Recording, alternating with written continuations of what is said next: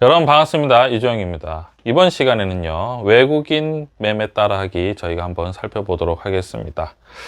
제가 이제 오랫동안 주식 시장을 있으면서 외국인 매매 따라하기 법이라는 그러한 방법도 여러 가지로 이제 생각을 해보고 실제로 그런 책들도 많았었죠.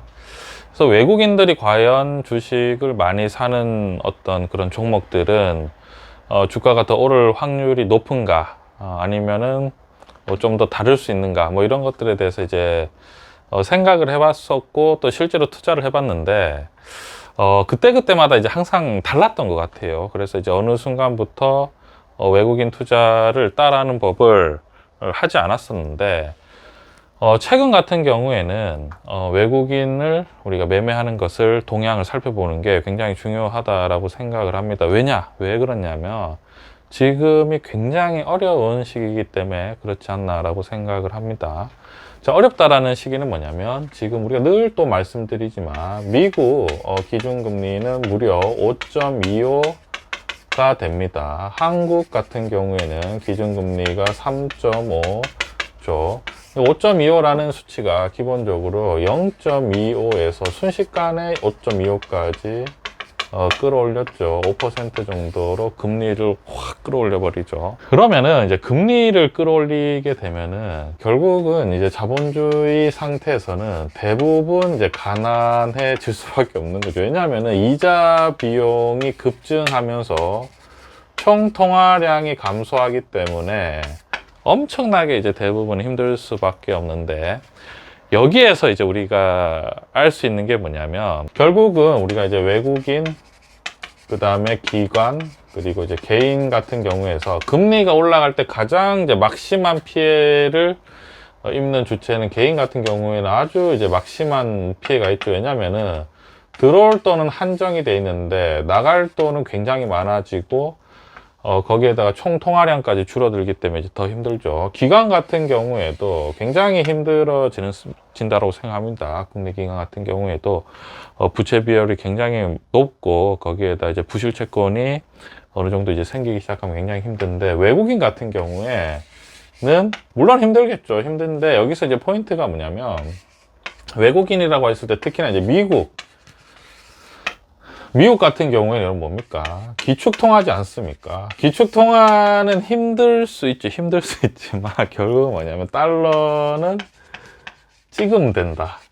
그러면은 모든 사람들이 위기가 닥치고 돈이 없을 때 미국은 부양정책을 쓴다든지 재정정책을 쓴다든지 아니면 돈을 찍어서 결국은 굉장히 생산성이 높은 기업을 어떤 저점에 주식을 살 수 있다 라는 우리가 관점을 생각을 해보고요. 또 이제 미국이 아니라도 외국인 같은 경우에 굉장히 부자들, 굉장히 큰 이미 자산을 이루고 있는, 그러니까 버틸만 하죠. 개인이나 이제 부실 기관, 그 기관도 뭐 종류가 많지 않습니까?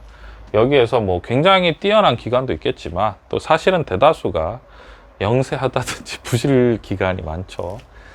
그러한 관점입니다. 그래서 이제 이런 속담이 있습니다. 유럽에 뭐냐면 부자들은 거리가 피로 물들면 집을 사기 시작한다, 땅을 사기 시작한다, 이런 아주 무수한 속담이 있는데, 유럽에서는 전쟁이 굉장히 많잖아요. 지금보다도 과거에 전쟁이 엄청 많지 않습니까? 유럽 같은 경우에는 많은 나라가 이제 아무래도 이제 모여 있다 보니까 전쟁이 굉장히 많은데, 그래서 이런 속담도 부자는 거리가 피로 물들면 집을 사기 시작한다 라고 했을 때, 자, 이게 어떻게 하냐면 외국인과 아주 우량 기관 같은 경우에는 금리가 최고로 높을 때 주식을 사기 시작한다. 이거랑 똑같지 않습니까, 여러분? 똑같은 것 같아요, 그죠? 피로 물든다. 금리가 최고로 높아지면은 거리가 피로 물드는 거랑 뭐 다르게 없죠. 개인이 너무 힘들잖아요.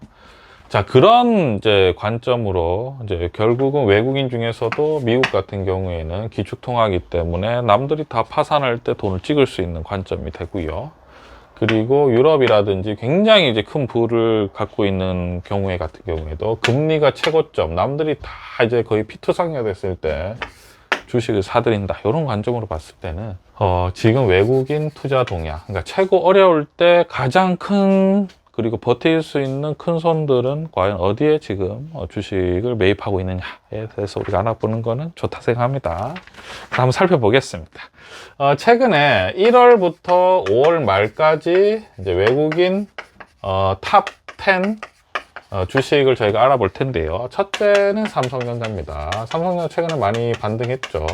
삼성전자가 거의 10조 정도 주식을 사고요. 두 번째는 현대차네요. 현대차 같은 경우에는 1조 3천억 정도 주식을 사들였고요. 3위는 SK하이닉스 1조 2천억 정도 사들였고요. 4위는 삼성 SDI 1조 정도 사들였고요. 5위는 기아차는 5천억 정도. 그 다음에 6위는 LG전자 같은 경우에는 5천억 정도. 그리고 7위는 한화 에어로스페이스 한 4,800억 정도. 그리고 8위는 현대로템 같은 경우에 4,100억 정도. 그리고 9위가 LG 에너지 솔루션 4천억 정도 매수했고요. 그 다음에 10위가 삼성 엔지니어링 3,600억 정도 매수를 했습니다. 그래서 우리가 이게 보면은 어떤 큰 업종에 대해서도 우리가 살펴볼 수 있는데, 결국 1위와 2위는 우리가 알겠죠. 반도체 완성업체죠. 3위는 뭐죠, 여러분? 3위도 반도체죠. D램. 4위는 뭐죠, 여러분? 2차 전지고요. 그 다음에 5위는 또 완성차, 6위는 전기전자, 그죠? 그 다음에 7위하고 8위는 방산주, 그 다음에 9위도 전기차, 2차 전지. 결국은 우리가 봤을 때 반도체, 그 다음에 전기차, 그 다음에 3위가 2차 전지. 그죠? 이런 식으로 딱 나뉩니다. 그죠? 거의 상위 종목, 외국인들이 가장 돈 많은 외국인들이 지금 국내 최고점, 금리가 최고점일 때 사들이는 주식은 반도체와 전기차와 2차 전지이라는 관점을 우리가 살펴보는 게 굉장히 중요하지 않을까라고 생각을 합니다. 물론 이제 외국인들이 주식을 산다고 해서 꼭 뭐 주식이 당장에 오르진 않습니다. 당장에 오르진 않지만 여기에서 이제 알 수 있는 게, 개인 같은 경우에는 오히려 이제 이런 대형주 삼성전자나 현대차나 SK하이닉스나 삼성 SDI가 주식을 팔고 있는데, 저는 이제 그것을 이제 어떻게 생각하냐면, 최근에 금리가 굉장히 높기 때문에 가게가 이제 좀 원활하지 않지 않습니까? 가게 이제 상황이. 그러니까 지금 재산을 어느 정도 이제 처분을 해야 되는데, 그죠? 뭐 주식 같은 경우에는 제일 그 유동성이 좋습니다. 주식은 뭐 적절하게 팔 수 있잖아요. 그래서 꼭 삼성전자가 본전이 되니까, 삼성전자의 어떤 본전이 됐다고 파는 게 아니라 현금이 필요해서, 아마 돈이 필요해서 주식을 처분하지 않나. 그러니까 결국은 이렇게 굉장히 힘들 때, 피로 물들었을 때, 고금리일 때, 개인 같은 경우에는 가게 사정이 악화되기 때문에 울면서 이제 주식을 판다라고 생각을 하고, 외국인이나 이런 큰 기관 같은 경우에는 결국은 가장 어려운 시절에 주식을 저점에서 가져온다, 이런 관점으로 우리가 생각을 한번 해보면 어떨까라고 생각을 합니다. 뭐 완전하진 않겠지만 우리가 한번 이런 식으로 추론하는 것도 나쁘지 않다라고 생각을 합니다. 그래서 외국인들이 많이 사고 있는 탑 10 주식 한번 살펴보고요. 여기 업종이 어떤 것이 있나라고 우리가 한번 살펴보면은 앞으로의 주도 업종과 그리고 저점을 잡는 주식을 살펴보는데 용이하지 않을까라고 생각을 합니다. 이러한 관점 투자에 참고해 주셨으면 좋겠습니다. 감사합니다.